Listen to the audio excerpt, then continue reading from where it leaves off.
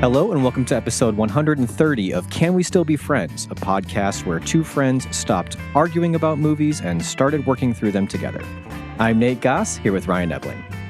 This year, we decided that we should take any opportunity we can to laugh. So we're planning on working our way through some of our favorite classic comedies. For our first one, we're also remembering the great Catherine O'Hara by rewatching Waiting for Guffman, the classic mockumentary directed by Christopher Guest. In addition to featuring one of Catherine O'Hara's iconic comedy roles, this has been a movie that Ryan and I have often revisited throughout our lives. As with many comedies that achieve cult status, Waiting for Guffman wasn't widely seen or praised upon its release. It didn't recoup its budget at the box office, and many critics were too intent on comparing it to This Is Spinal Tap to recognize the comedy on offer. But as subsequent generations found the film on movie store shelves, Waiting for Guffman and its cast of what would turn out to be comedy all-stars has achieved legendary status in some circles. But what is it about Guffman that keeps us coming back? Is it one of those Zen things, like how many babies fit in a tire? Keep listening.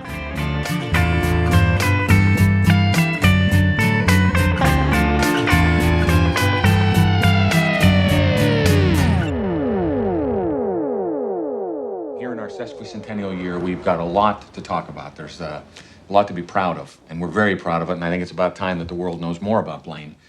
We're chomping at the bit, certainly from this end, to get it out there. It all started with Blaine Faven. He was hired by 30 settlers to lead a wagon train expedition from Philadelphia to California. On the 14th night, word has it they were sitting around the campfire, and Blaine said, "Do you smell it? Do you smell the salt in the air?" He said, "We're here. I brought you to California." And so there was a big party that night, and next morning they got up. They didn't see the ocean because they were in Missouri. Blaine was able to convince them for a little while that it was just low tide and things, but what had happened was that he had made some mistakes, bad weather, wasn't familiar perhaps with the proper route. But as it turns out, everybody was quite happy to be where they were.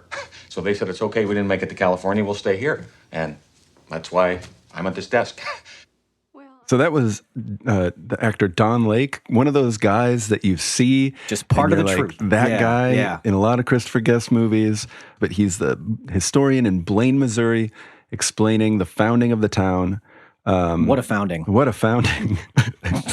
And salt in the air. Smell that salt in the air, yeah. It's kind of nice that, with that documentary feel, you can get these great performances that are really funny, but also just get a lot of exposition in there. Exactly. So you can learn a whole lot about Blaine with the town format. Historian. Yeah. And we'll get to the mockumentary, like all that sort of stuff. But we also wanted to talk first about what's been going on since November. Yeah, well, because actually this is our first movie podcast episode we've done in this new year. Yeah, that's true. So the last episode we did was our Thanksgiving episode. So it's been a while. It's good to get back behind the mics and get on air, as they say in the biz. That's right. And start talking about movies again. Yeah. We just thought it would be nice to laugh a little bit. Yeah. Talk about comedy a little bit. Yeah. I think we were both kind of in the mood to watch a lot of funnier movies. Yeah. And I think we haven't done a ton of like classic comedies as episodes. I mean, it's going to be a lot of fun just, doing that thing that everybody loves, which is just explaining jokes. Right. Oh my gosh. I can't wait to explain jokes and then do our own version of the joke and laugh at each other doing it. Oh, and it's going to be, some of these movies, I've seen them so often that I'm ready to do my versions. Yeah. Our impersonations are going to be real good. Episode after episode of Wasn't That Part Funny? Yeah, I thought that was funny too. Quoting it out of order, it'll be just it'll be a hoot. I'm looking forward to it. And if you caught our last episode release, I guess is what we would call it. We're challenging ourselves, we're pushing ourselves, we're trying new things, and we released some music that we wrote in January, and I don't know, that was a lot of fun for us. It's something that we'll probably keep adding in as we've got song ideas, as we've got time to work on those. I mean, I feel like we were already kind of on a schedule of like every other month doing the movie. And I think for us, it was just, we're both people who have played music for a really long time, actually. It's been a big part of our lives, whether we've shared a lot about that on the podcast or not, just it is. Yeah. And we were kind of like, hey, you play music, I play music. I've been wanting to get back into music. Yeah. And it's just kind of like, we've got this platform. And it's a place for us to be creative. We've got the monthly schedule, so if we can kind of use every other month to maybe work on music and then keep doing our movie podcast. It's kind of like, what do you do when you're in your 40s and you still like playing music? I mean, we're not going to put out an album. We're not going to put out an album. We're not going to play a show. But it's like, hey, it's fun to record. We've got ideas it's fun to just kind of be creative and try putting some music together. So actually, for our listeners, if you listen to us for the movie discussion, I'm glad you're sticking with us, and we're going to keep doing that. But we're just kind of experimenting with what does it look like to just put music out as a podcast. Right. And it's kind of weird that Spotify has been sort of judge and jury on that and said, nope, you can't actually do music on a podcast. So yeah, that's annoying. If you subscribe to us through Spotify, you won't get the music because they just take it down. Right. But you'll still get these episodes, and then you can just, go to our website, canwestillbefriends.net, or any other podcasting platform or YouTube even to check out the music aspects of this. Yeah. We're just kind of exercising our creative muscles, and hopefully some people like it. Some people like how buff those muscles are getting. Yeah. That's the best way to put it. That's an image. Okay. Well, let's get to the task at hand. Let's talk about it. Yeah. Let's talk. We're doing Waiting for Guffman now. Yeah. There's obvious reasons that we have selected this in the really unfortunate passing of Catherine O'Hara just recently. Man, what a loss, really.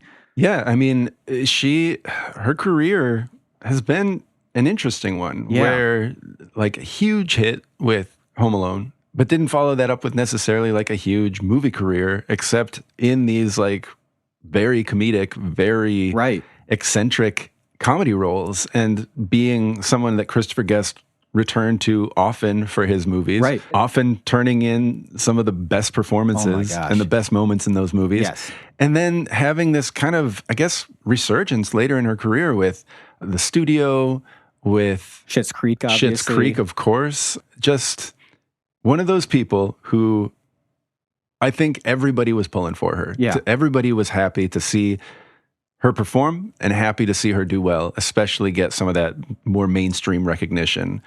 Sometimes the news of a loss is one that just hits you, and this was one that really made me sad. Yeah. So beyond Catherine O'Hara, though, we want to do some comedies this year. Why do you think it was so smart of us to kick off? That's a great question. Waiting for Guffman. Yeah. As out of all the comedies out there, people ask me that all the time. How do you guys make such smart choices? Yeah. Well, I mean, I'm asking you that. Yeah. We ask each other that as we just listen back to episodes and go, "Wow, how did we do that?" That's good.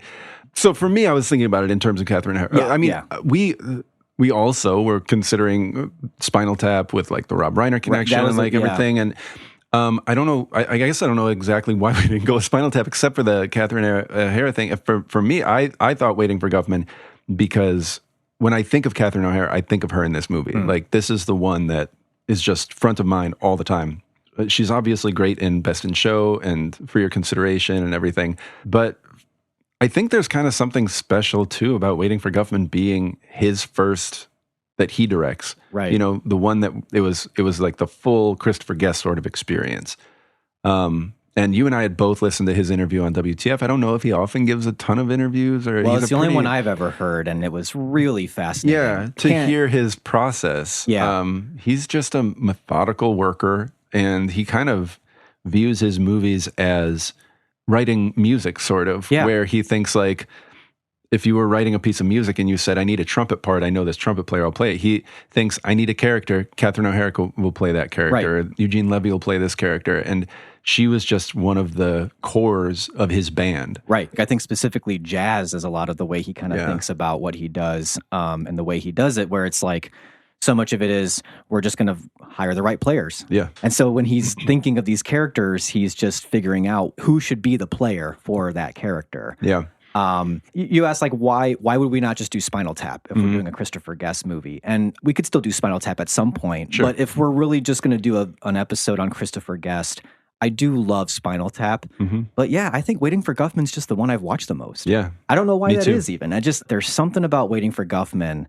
every single character in here is bringing their A game. Yeah. And there is, I think, like you said, something kind of a little magical in that maybe this is one of the first times they were all kind of getting together in this way. Yeah. And maybe some people would think they tightened it up a little for Best in Show or something like that. Or Mighty Wind, obviously. But I kind of just feel like Waiting for Guffman has that beginning spark feel to it when you're watching it. Yeah, it's got some lightning in a bottle. It's got some energy. It's got some rough edges that I think make it that much more compelling to me. And one of the things I love about this movie is the fact that it is like A Mighty Wind and like Spinal Tap, so music-centered. Yep. And it brings one of Christopher Guest's brilliances, but also Michael McKean and Harry Shearer, who co-wrote pretty much all the music on here. So you're getting Spinal Tap, whether you know it or not. Yeah, right. You're getting, exactly. We can talk later about who wrote what songs, but like you're getting the excellent songwriting that is kind of a through line through not every Christopher Guest movie, but through a lot of them. Mm-hmm. And it's hard for me, if we're going to pick a movie to talk about,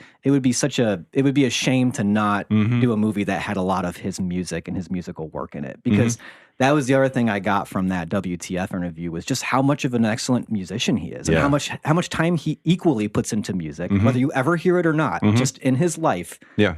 How much time he puts into making music, and specifically making music with those guys, with Michael McKean and Harry Shearer, and I'm sure a bunch of other people too. Yeah. And so what you're hearing in these movies is really well done songcraft, actually. These are good songs. Yeah. It's part of what makes it so funny. Yeah. Yeah. It's that believable. Right. Well, and they're good bad songs too. Like That's they what know I mean. exactly how to make a song. They could make great music. Yeah. And they know how to, just like they know like the best joke at this moment or the comedic timing, they know the right way to write a song. Right. And these are smart compositions, smart chord changes, smart lyrics, but they're not parody lyrics. Right. They're just like lyrics they're almost in this uncanny valley. These are the kind of lyrics you would expect to hear for this kind of music, but just a little twisted to give it that little bit of humor that the people performing them don't notice is there. Yeah. Now, I think we should probably start where we usually start with first viewings and everything, because I think that is actually, for me, one of the reasons that this movie was the one that I wanted to watch. I mean, I saw this for the first time in high school, which, you know, I think we all have this, that at that time in your life, when you find a new thing in comedy that you're like, you click with right away, it like lives in you. And I was in a lot of plays and musicals in high school, and the director, Ann Johnson, who I think you've mentioned in the past. I probably have. Yeah. She is one of, like, if I had to list like 3 people who had an influence on my movie taste, she is one of them, because there was this group of like 4 teachers who would go to the movies every weekend, once or twice. So they saw everything in the theater, like all the time. And she loved talking about movies and everything. And Best in Show came out. So she talked about that, just like, oh my gosh, I saw this movie, it was incredible, whatever. And I think I did see that first, but then she was like talking about Waiting for Guffman and being in theater. She was just like, oh my gosh, you have to see, like, whatever. And so I remember seeing it. I don't know if I saw it alone or with my friends, and it just killed me. It was just one of the funniest things I'd seen. It was like nothing I'd seen before. I hadn't seen Spinal Tap at that time. There weren't a lot of like mockumentaries. That's the thing, is we're like swimming in them now with television and the way television is. But it's really to put yourself back in that day where this was a really fresh thing to see. Right. It felt so clever to me. Yeah. And it just from that moment, it was exactly what I needed. And I watched it a bunch. Like, it was a movie I would just go back to. Friends would watch it. And just throughout the years, I've watched it probably a dozen times or something over the course of my life, like maybe even more.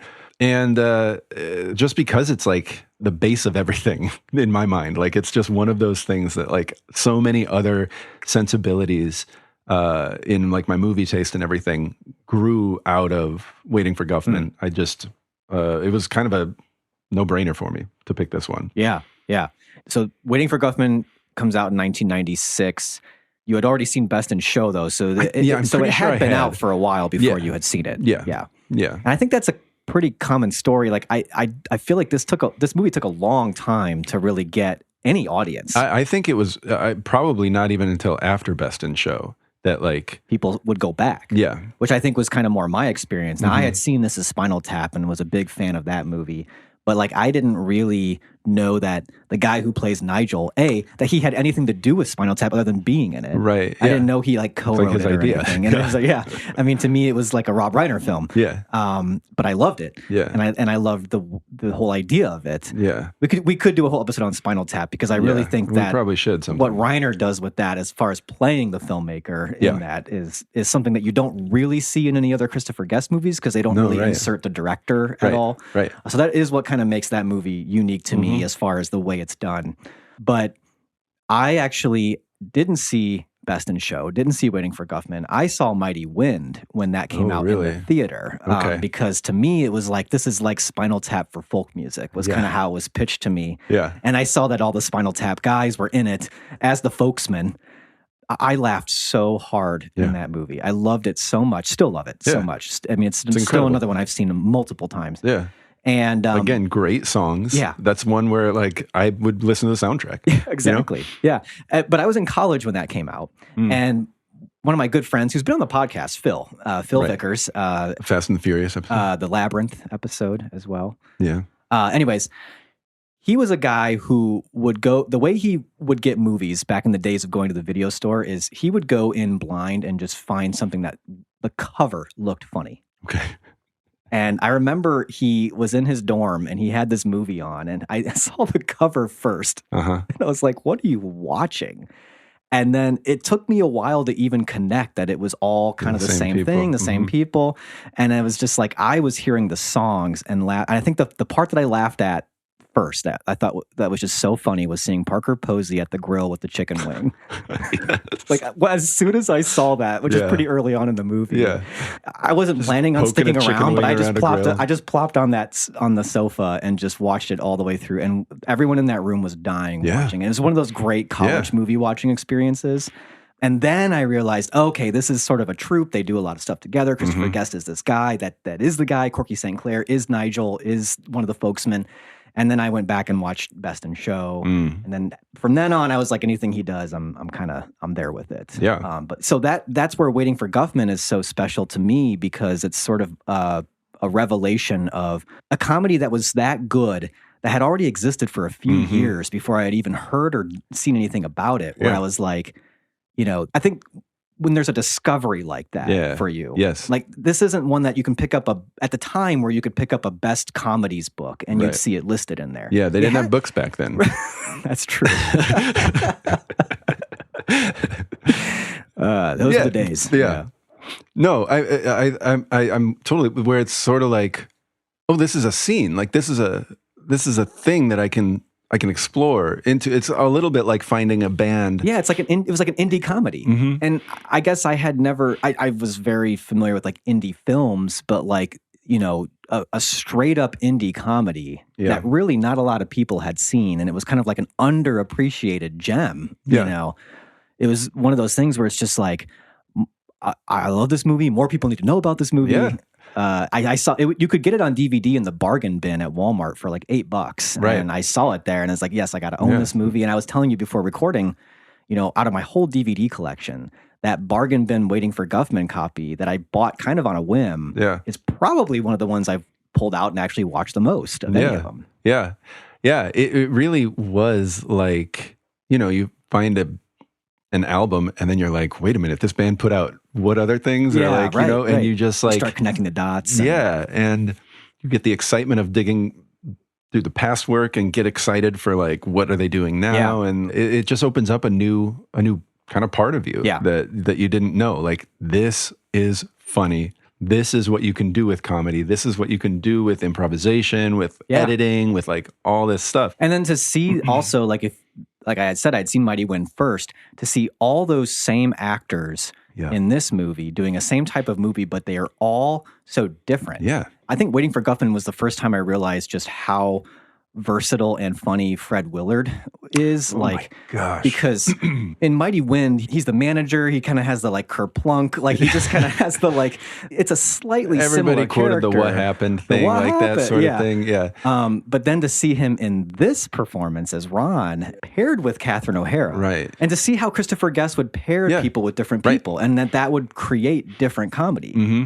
But even, Eugene Levy and Catherine O'Hara are paired in Best in Show and in A Mighty Wind. Yeah. But even those characters are vastly different. And just the range, that's one thing that like Christopher Guest movies in general, if you really pay attention to them, you see how shitty so much other comedy is.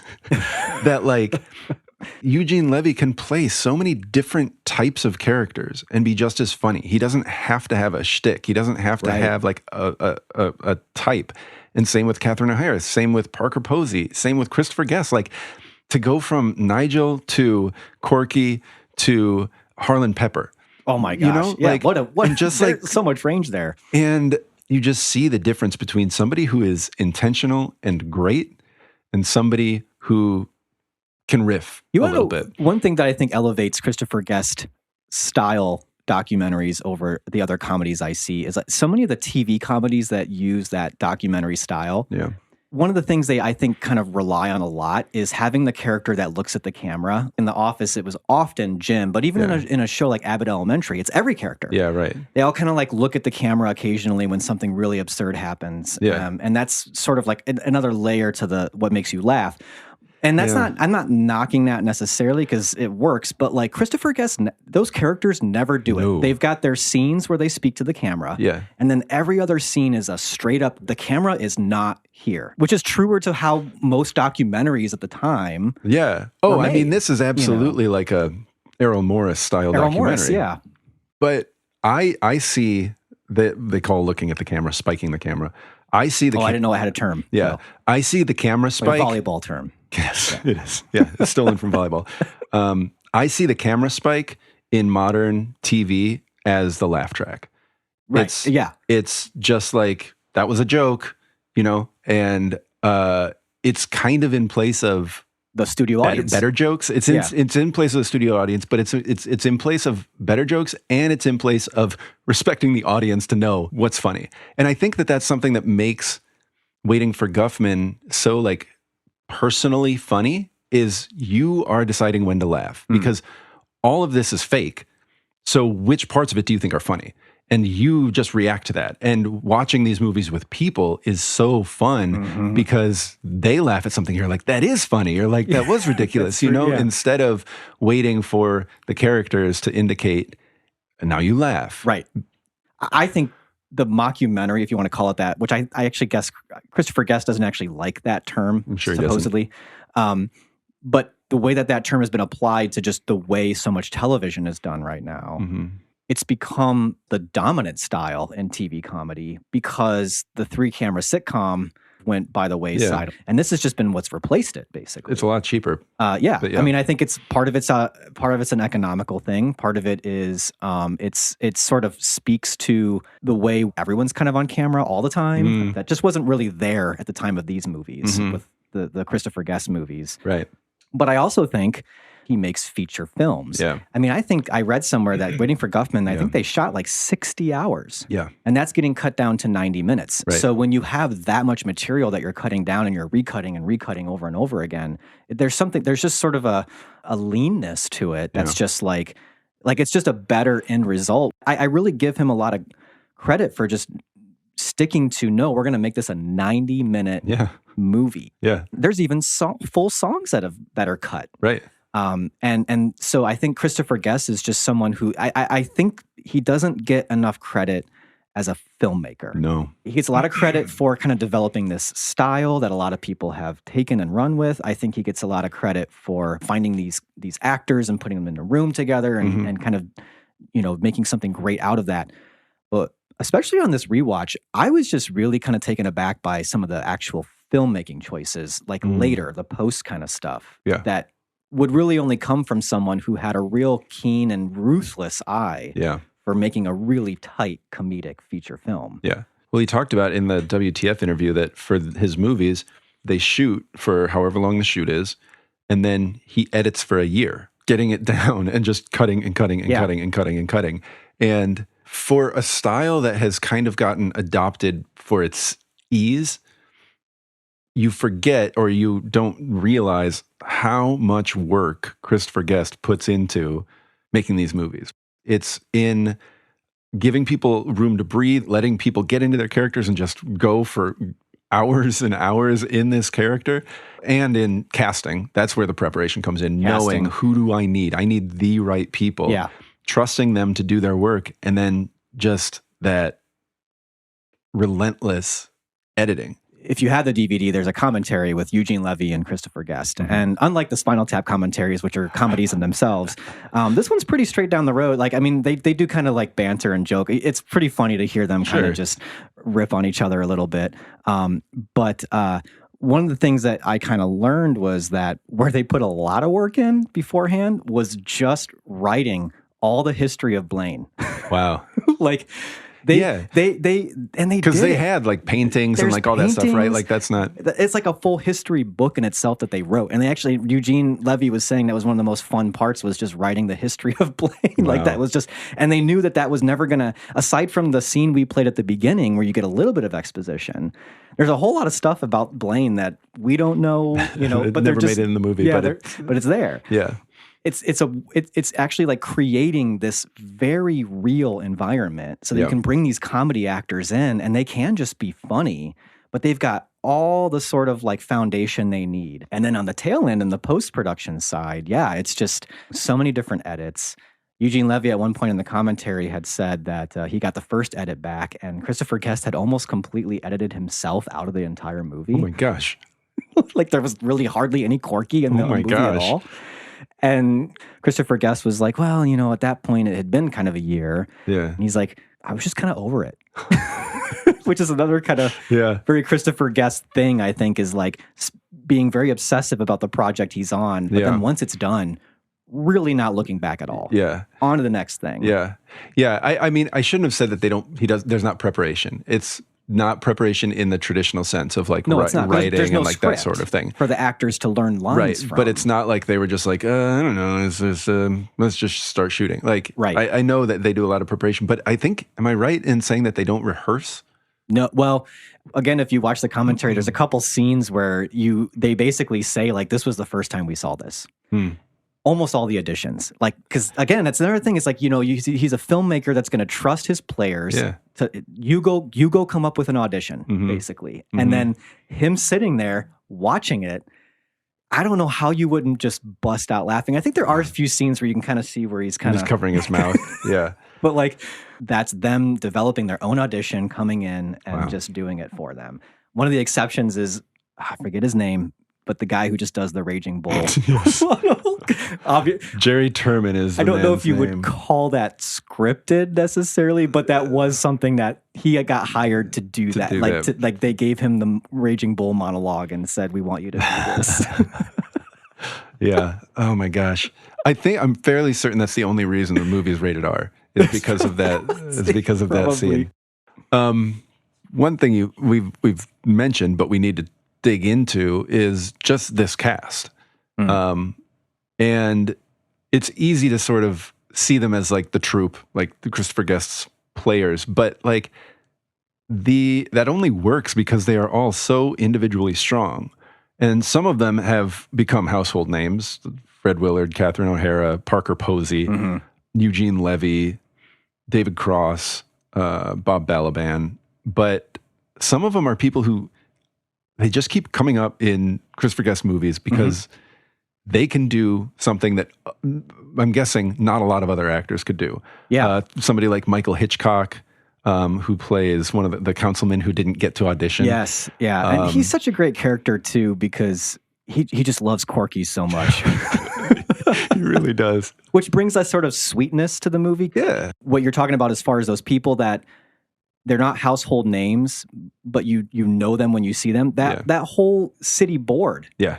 Is that Michael Hitchcock, but also Larry Miller, who I think we talked about when we did our 10 Things I Hate About You episode. I mean, he's just such a solid, funny, like average dad type dude. Yeah. Well, and then the other member, Deborah Thieker, who plays the Fabian relative. But there's that scene where she's like, they're trying to get Corky back. Yeah. And the way she says it, I'm not just saying that because I am a Fabian. And then she starts to cry a little bit. And the way Larry Miller says, okay. and then Michael Hitchcock kind of jumps in. Like the three of them working together. Yes. Every scene where it's just that city board is great. Yeah. Corky, without you, there's no show. Without the show, there's no celebration. Without celebration, there's no Blaine. So you see how it's a domino effect. You know how dominoes do that. Without Blaine, I got news for you. There's no Missouri. Blaine is the heart of Missouri. What happens if Missouri goes down? You tell me. We need the magic back in the show, is what we need. And it ain't gonna happen with Lloyd. Lloyd is a music teacher, and he shops at Walmart. He doesn't even support the town. But the person who needs you the most is Blaine Fabian. Hear, hear. And I'm not just saying that because I am a fan. Okay. I'm saying that because I just know that nobody can touch that whole thing. That whole thing, You could take a nickel and you could make it into $1 million because this man is a genius and we cannot lose that. Look what you did with Barefoot when you came to this town. Did you have any budget then? You didn't have $100,000 then, and look what happened to that show. Great show. And what about Backdraft? You took a little bit of cellophane and you made it into flames. You can still feel the heat. You know what? You're not wrong. We need you to take your magic wand and wave it and make this town special again, is what we need. I think somebody who, I don't know, I didn't fully appreciate his talent was Fred Willard, but I don't know if there's a better person who can play a confident idiot like Fred Willard. And at that speed. Yeah. Oh my gosh. If you watch the commentary, there's the scene. I mean, you can just tell that Eugene Levy and Christopher Guest are a little in awe of Fred Willard. Yeah. There's the scene. They're in the hallway before the audition, and he's talking about him being a dentist and everything.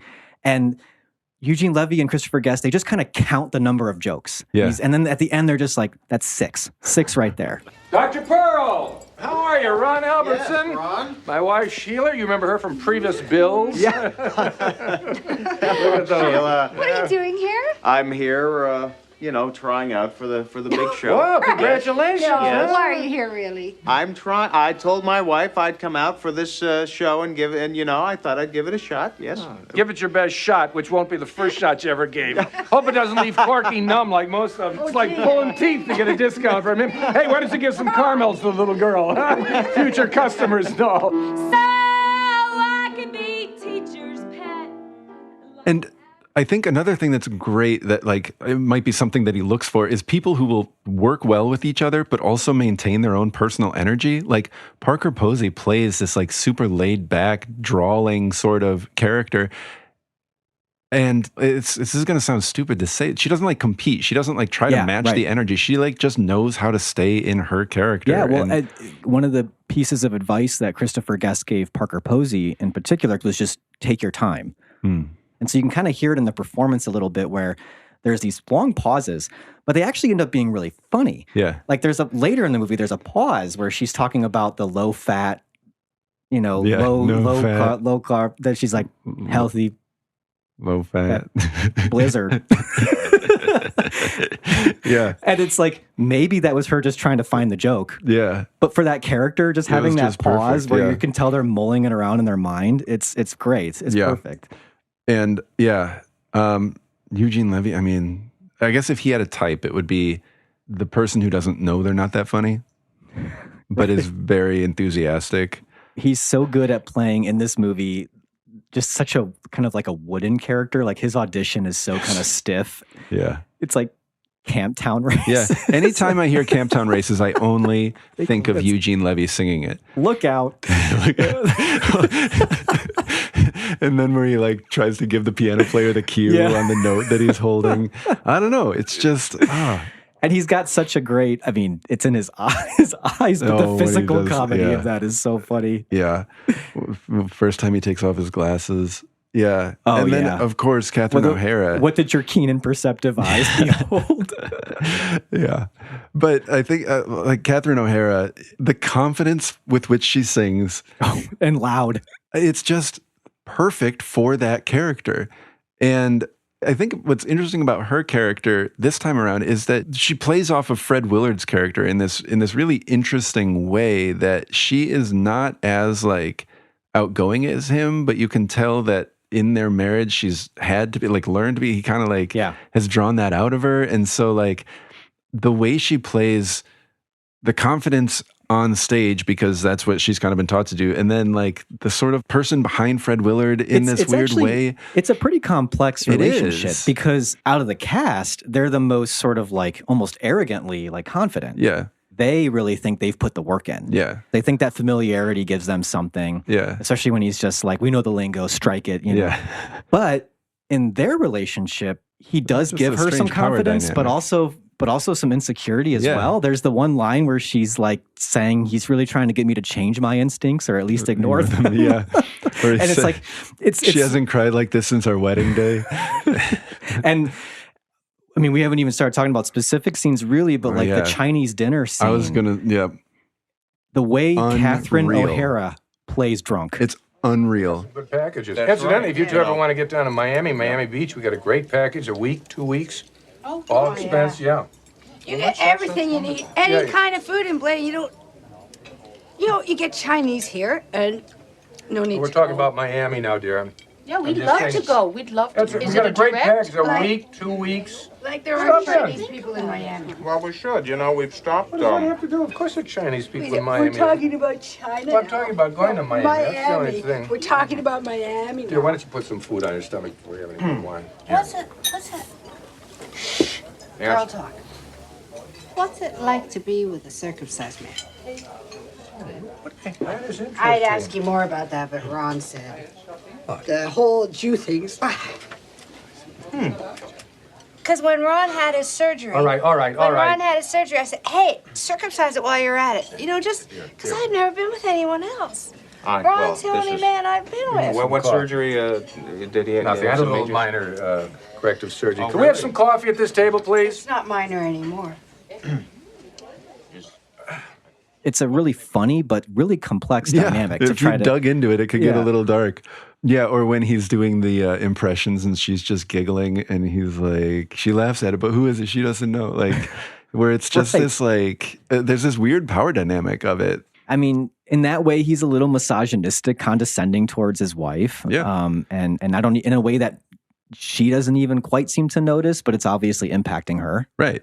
But they do still seem to love each other. Yeah. And they've got their travel agency. Yeah. And never left Blaine. Except for minor surgery. Yeah.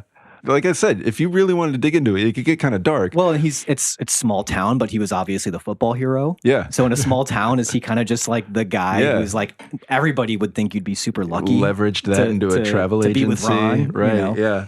There's so many, I don't know, like things we could talk about, but the production itself, like the play, Red, White, and Blaine, and everything surrounding that. We talked briefly, like the music is really great. Do you have a favorite song? Penny for Your Thoughts, by far. Which was Christopher Guest and Michael McKean wrote that song. It's a sweet song. You can see kind of like Kiss at the End of the Rainbow, like it's in that family. Like if it were played a little bit straighter, it could have, but it's just, the delivery is funny, but it's just such a musical theater sort of song. Like, I just love it. And that they couldn't actually get a real penny. Like they just kind of like... Yeah. Those are the details of a community theater or like whatever that they just nailed it. Like just those little details that people overlook and like, yeah. But what I think also makes the production funny is that the actors in Corky are all so confident that they are killing it, that they've got a shot at Broadway, and they are surrounded by people way more competent than them. And one of my favorite details is the pit orchestra is locked in. They're pretty good, yeah. And they are just perfect. And I love watching Bob Balaban directing them, especially when he does his little like shushing to get them it's those details. That is exactly how my high school band teacher would have conducted us. Yeah. And they're good. Yeah, they're good. They're great, especially for the skeleton crew that they are. Yeah, the dude's like playing trumpet and timpani at the same time. Well, and then of course the band being so perfect, it adds a lot of comedy to Bob Balaban's kind of wanting to take over the show. Oh, that whole dynamic is just incredible. Do you have a favorite song of the production? The Stool Song. Stool Song. Love that song. And that was Christopher Guest and Harry Shearer wrote that song. But I just think it's got such a great kind of pulse to it. And I love just the alliteration and the syncopation and everything of the words. And when you see those gears come across the stage, I'm like there, man. I'm like, yes, this is a good. I mean, if I was in that crowd, I'd be grinning ear to ear. Yeah. From the parlor to the pole, we're the center of the stool room.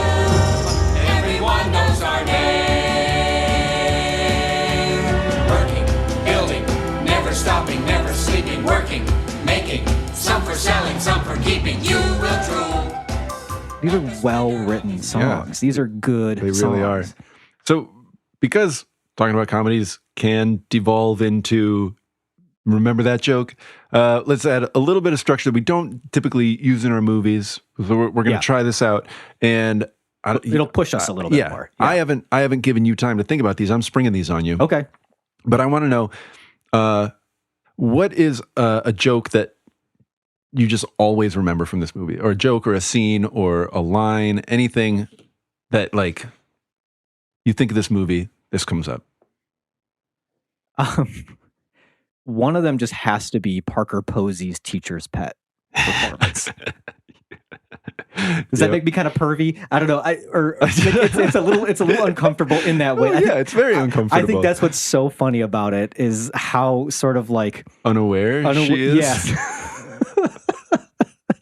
And but she's got so much joy on her face and energy, and also how like the men watching it don't seem to understand.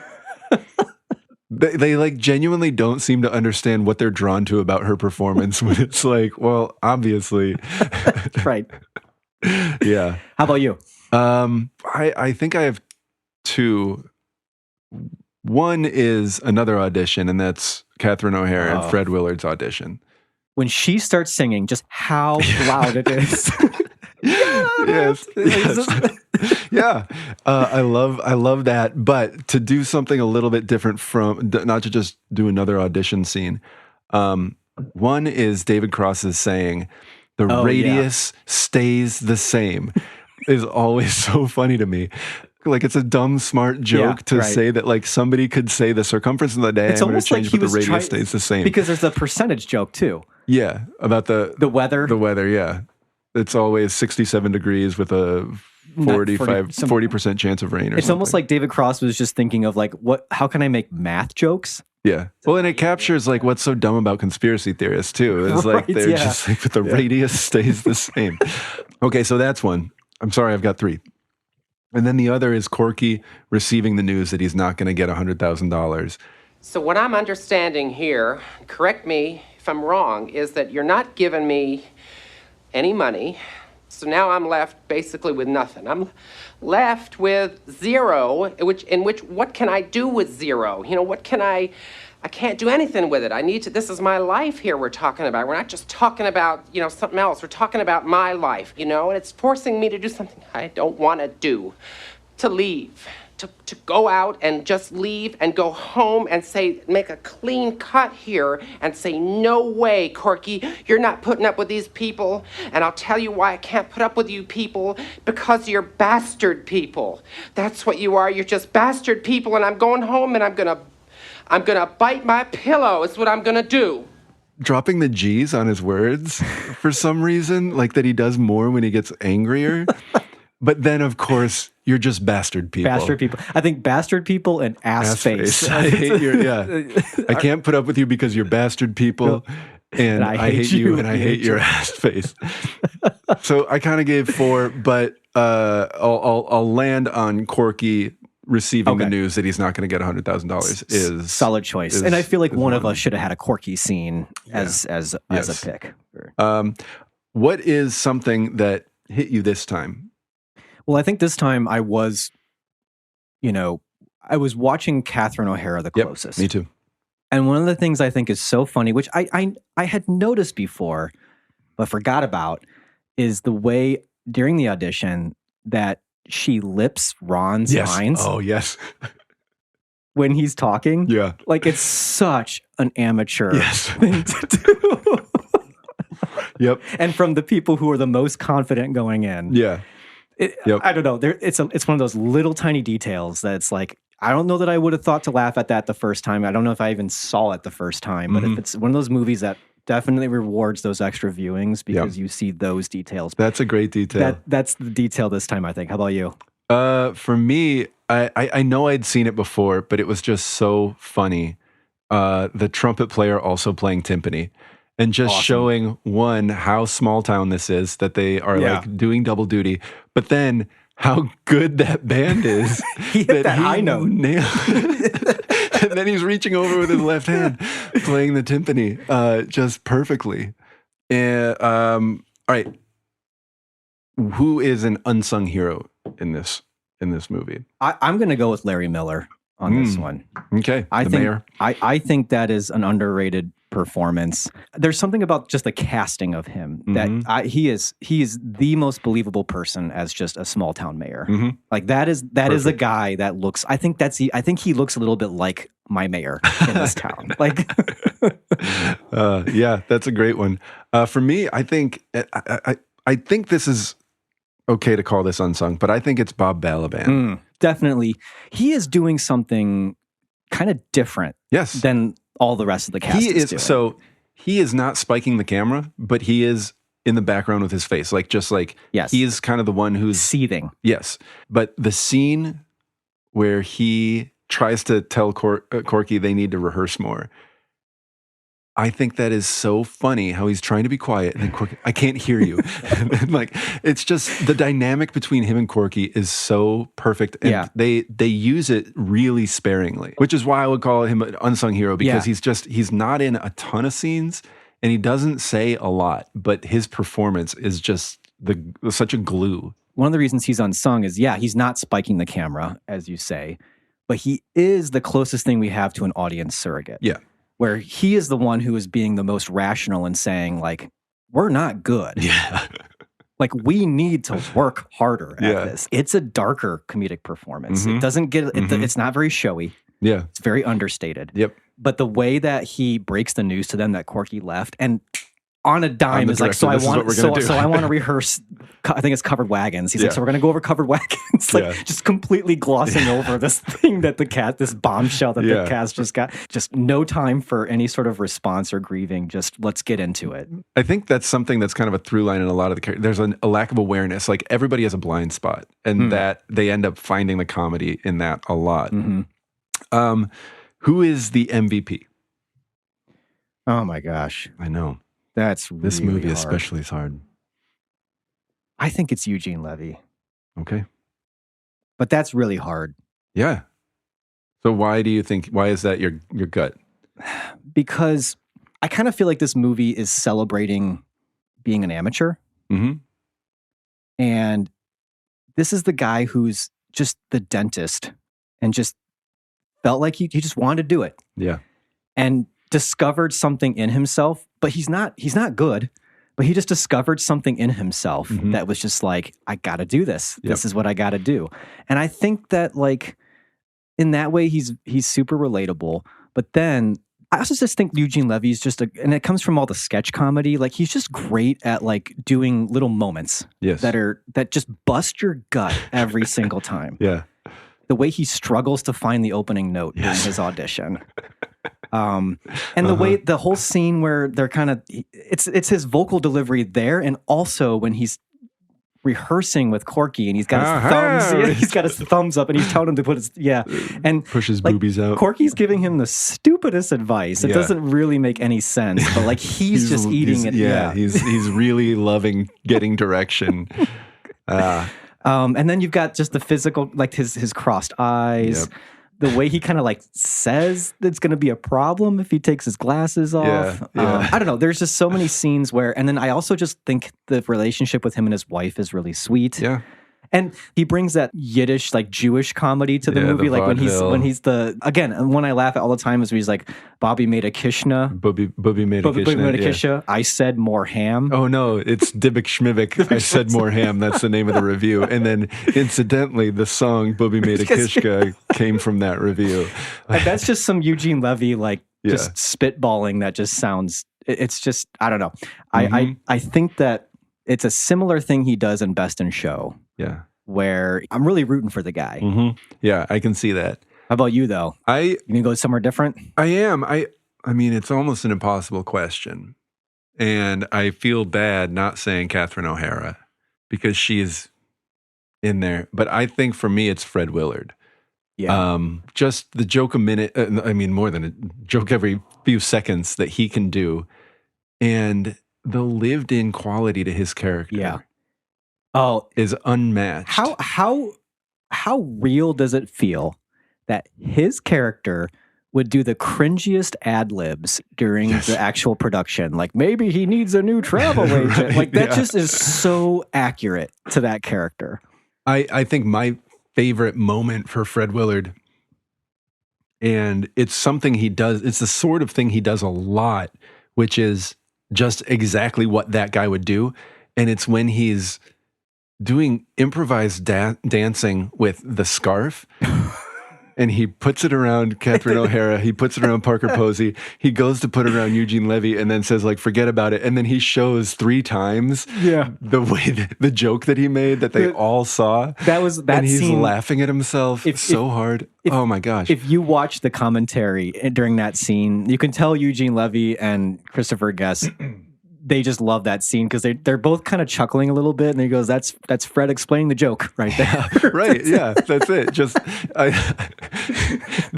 just those details are unbelievable, and it's a little bit like the Bob Balaban thing that there's like a depth to the character that's got some darkness that contrasts the comedy in a way that makes it so three-dimensional, makes the movie so three-dimensional, which is for a character that he plays. Could be so stock, like just the confident idiot. He's not just good at finding jokes. He's good at phrasing things and timing things in a way that it's like startling sometimes. Yeah. Like the way that he plays the scene in the Chinese restaurant is really different from the way he plays other things, and like he slips into that sort of like and it's just he's just so layered, in a way that it's easy to miss. It would be easy to say Fred Willard, maybe of a lot of Christopher Guest cast. If you look at what he does in this movie, in Best in Show, in Mighty Wind, you could say this is the same guy, right? And I actually think that, like, when you're first watching your first Christopher Guest movie, he's kind of the easiest person to know where to laugh. Yeah.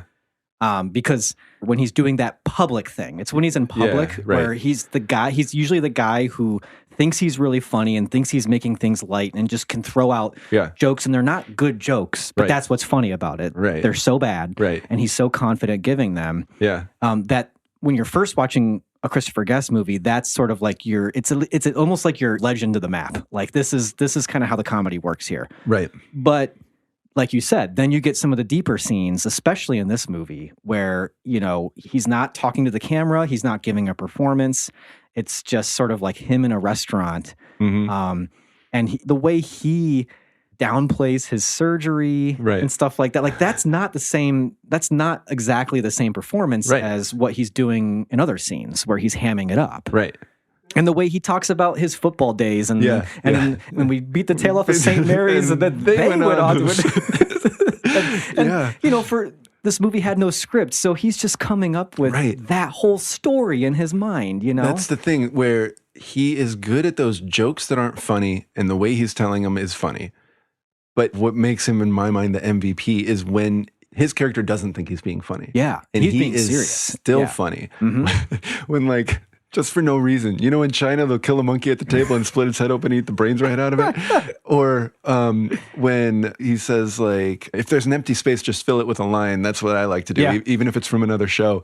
It's the sort of performance that's the funniest on the surface, but there's so much work and genius that gets thrown into it. Like, there's no way you can come up with that many jokes without being just like one of the greatest. Yeah, right. And then one last one, and maybe we've already talked about it, but best Catherine O'Hara scene. Ooh. I don't know if it's her best. I think I always think of the audition right away. Right. That's like what comes to mind.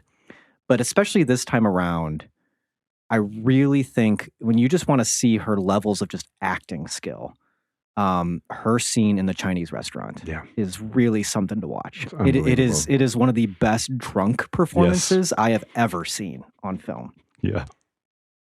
It's so funny, but dark. It is, and it's uncomfortable. Very dark. It's really uncomfortable.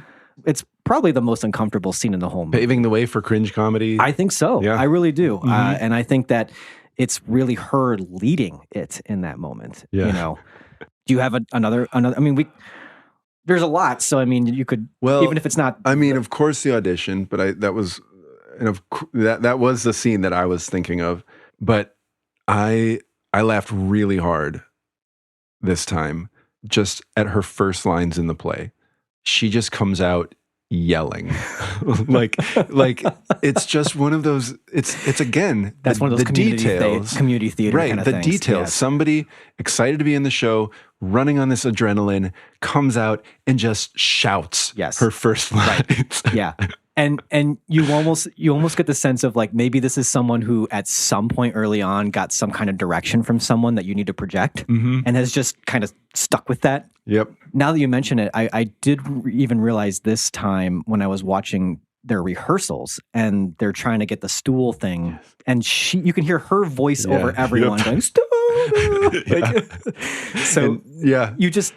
It's just in those moments, it's consistent to that character, but like, when it's those scenes where everybody's on the screen and you kind of don't really know where to look necessarily, it's nice to have her kind of right in the center being super loud. So right, to orient you or disorient you. I don't know. Yeah. Speaking of Catherine O'Hara being loud, there's the way that during the space thing, he says he's from Mars, and she yells, "Where's that?" Yeah.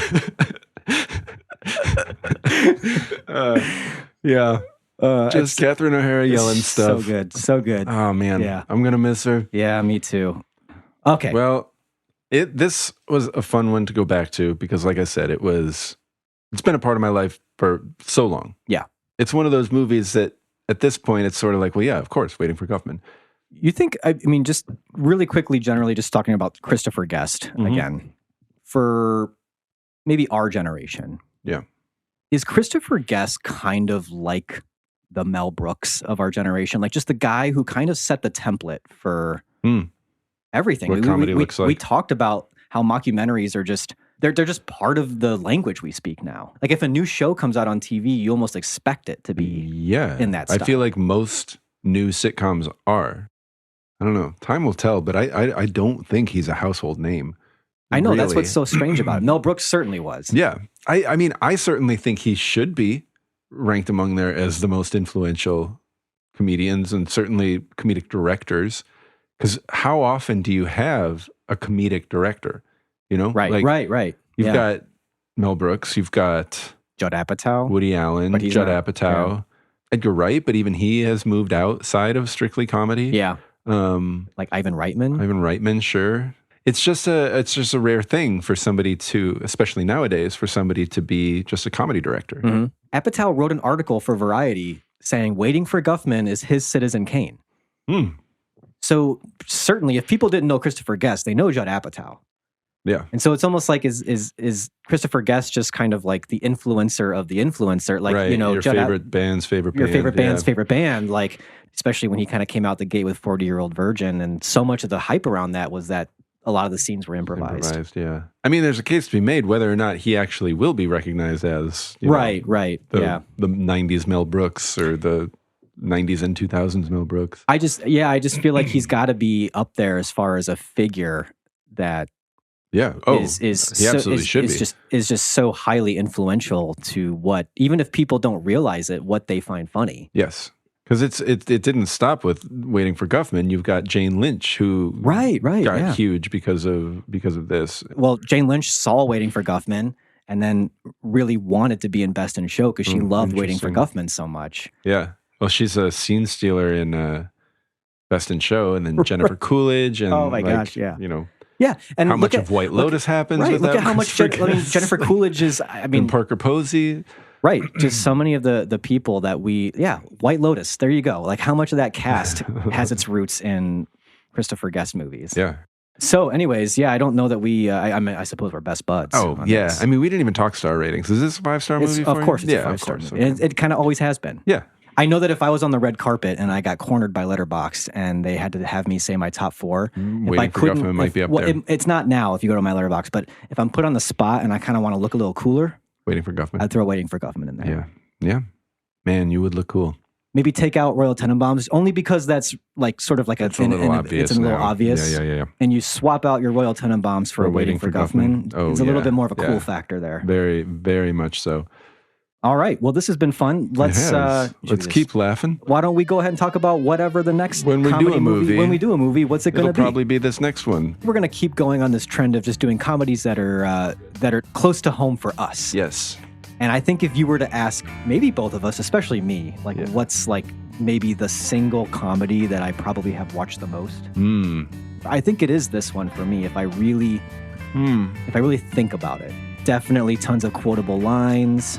One of the best years for a comedic actor. True. And a real illumination to what one actor could bring to comedy. That's true. Somebody who wasn't so associated with it. And maybe still not so associated with it. Probably not. Except for in this role. And in its sequel, which I never saw. I did. Good Bob Saget performance in it. Oh, really? Yeah. I'm sure you know by now what we're talking about. Yeah. We're talking about Dumb and Dumber. Oh my gosh. The two of us, Dumb and Dumber. 1994, Jim Carrey, Jeff Daniels, a Farrelly Brothers movie. We really haven't talked about it. Is it Farrelly or Farrelly? I always said Farrelly, but maybe it's Farrelly. I guess I don't know. Didn't Peter Farrelly win an Oscar? Right? Yeah, I think he did. I don't know if he won it for directing. So we could probably look at the telecast and see how they pronounced his name. Yeah. And so it's either Farrelly or Farrelly. I think it's Farrelly. I think you're right. I think it's the Farrelly Brothers. I'm sure you love this movie, have a lot of fun with it. We are going to pick it apart. Mm-hmm. We're going to take... So it's not so fun? We're going to take as much fun out of it as we can, because this is an intellectual exercise. Absolutely. And so I hope you join us for that lack of fun. Mm-hmm. Now, maybe you've got more to say about Dumb and Dumber, but I've got something that I want to say that I felt like back probably around January, December, actually. We wanted to talk about this. You mentioned if Letterboxd ever stopped you on the red carpet. Right. I'm sure you all know where I'm going with this. The Golden Globes had their inaugural... Oh, that's right. Yeah. Best Podcast Award this year. Right. I had kind of blocked it out of my mind because it's like, you know what? Well, because we knew. Who cares? Of course. And we knew. As soon as we heard there was this podcast category, we knew the way things were going, we weren't going to get a nomination. We had no... We knew. Those awards aren't made for... what we do. No. Even though it's not just that, but we were not surprised to not be nominated. I want to say that. Well, congratulations to everyone who was nominated. Oh, and I mean, Amy Poehler, real nice. She kind of already came into podcasting with a platform, but that's neither here nor there. No, that's not what upsets me. I'm not even upset because I did not. You didn't expect like it. I said, I knew. We knew it. I not even didn't expect it, Nate. Hollywood Foreign Press. I knew. Right. I knew. Okay? But people have said, people are saying things. You get the questions. We get the questions. They pour in. We just want... It's not just questions, it's statements. Right. statements of you should have whatever what they said doesn't really matter, right? I guess that if my feelings are hurt, and it doesn't sound like they are. They're not, but if they were, it would just be that no one who got nominated reached out. Yeah, that stings. Yeah. But that's people get busy. Yeah. People get busy, especially in the podcasting world. I have not reached out. We were doing music. So maybe they were confused. Well, there's that. I haven't reached out to congratulate any of them, so, I mean, I got to look in the mirror on that. Spotify flat out said you might not be a podcast anymore because you put music on it. Right. So maybe I'm just trying to be optimistic here. No, yeah, there's got to be reasons. I just want to say for everybody who has very kind, we know you're in our corner. We really appreciate that. We just want to say there's nothing to say. It's not about the awards. We knew. We knew it was going to happen, and it's also not about the awards. It's never been about the awards. No, it's about this. Yeah, it's about being on the mics. It's about talking to you, our audience. It's you guys listening. That is the award. Right. Well, it'll be interesting. We were not going to be nominated. It'll be interesting to see where this award goes in the future. Yeah. If it's just going to continue to be celebrities, insiders awarding other insiders, and that's what you said it. You said it out loud. That's what I didn't want to. It's just. I thought it's about insiders. It's about inside. I mean, that's why we knew. Right. We used to watch Inside Edition, which was all about the news on the inside. Yeah. Right. I've watched The Insider by Michael Mann a lot. Right. Inside Out. I've watched. Yeah. And two. And yeah, there's two of those. So yeah, we knew. We have moved on. You can move on. Right. Is the point. And I think that's part of why we were like, let's just laugh this year. Right. Like let's just put it behind us. Let's just laugh. We do some comedies. Started taking it a little seriously. Right. Yeah. Maybe that'll be the thing that the insiders will listen to and say, hey, maybe we got this wrong. Yeah. I doubt I'm not holding my breath. Right. Yeah. I doubt it. We know how this works. So yeah, and I think it's important to say that, like, okay, you guys might have been surprised, but we were not. Yeah, we weren't. So it's okay. We're fine. We're fine. Honestly, the surprise would have been being nominated. Just the way things work. We would have accepted. Mainly to see if Letterboxd would ask us on the red carpet. Right. That's really the award. That's right. Right. In fact, we could have just done the red carpet, did the Letterboxd thing, and then when they announced us as the winner, they just say, here to accept the award for best podcast is, I don't know, Amy Poehler. Yeah, maybe. Yeah. Anyway, we're putting it to bed. We've got a podcast to do. Yeah. And we're going to be doing Dumb and Dumber. Right. Who knows? In maybe between we'll we'll do some music. Yeah. Follow us along for the ride. And while you're on that ride, we would love to hear any feedback you have about anything we're doing. Yeah. But let's put the podcast awards to bed. Okay. Just we're good is what we're trying to say. Yeah. Okay. Ryan, I was ready to move on. I just wanted them to know. I know. I get it. To help us move on. The people have spoken. We being those people. Right. We have spoken. And we're good. We're good. We're not surprised. Water under the bridge. That's what they say. Yeah. Right. Be nice if that bridge sometimes went our way, but it's water underneath it. Yeah. Going back to what I was saying, to listen to or comment on this or any of our past episodes, you can always find us at canwestillbefriends.net or email us at feedback@canwestillbefriends.net. And if you'd like to leave us a voice message and actually be featured on the podcast, you can always email us a voice memo. As always, we'd love it if you could subscribe and leave us a rating or review at Apple Podcasts or Spotify, God help them. Those ratings really help spread the word about our show. Can We Still Be Friends is written and produced by Ryan Ebling and Nate Goss and edited by Nate Goss. Thanks for listening. We'll catch you next time.